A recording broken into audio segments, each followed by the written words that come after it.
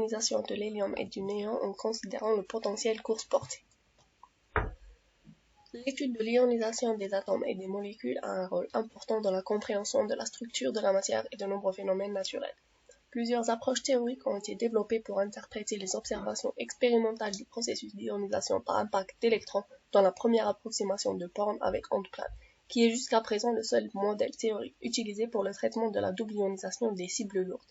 Dans cette approche, les deux électrons éjectés sont décrits en termes d'ondes coulombiennes avec un facteur de gamma pour tenir compte de la répulsion entre l'électron incident et l'électron diffusé sont décrits avec des ondes planes.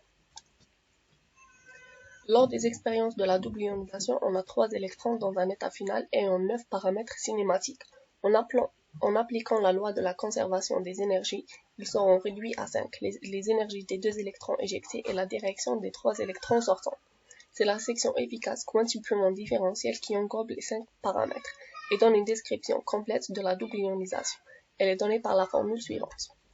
Avec TIF, l'élément de matrice de transition de l'état initial à l'état final. L'état initial étant défini par ce qui suit, et l'état final dépend des théories qu'on veut appliquer. Le modèle de l'onde plane, le modèle des ondes coulombiennes à charge effective ou variable, le modèle des ondes distordues qui décrit la distorsion des électrons intervenant dans l'interaction dans le cas où l'énergie du projectile est faible, alors la corrélation devient non négligeable, ou le modèle BBK ou 3C.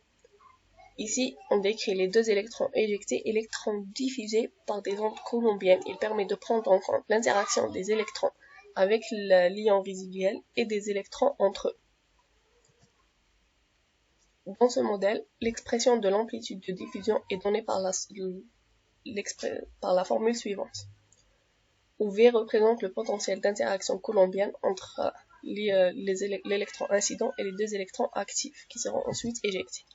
Après l'intégration sur R0 et en utilisant le doigt de bête, on aura la formule finale suivante.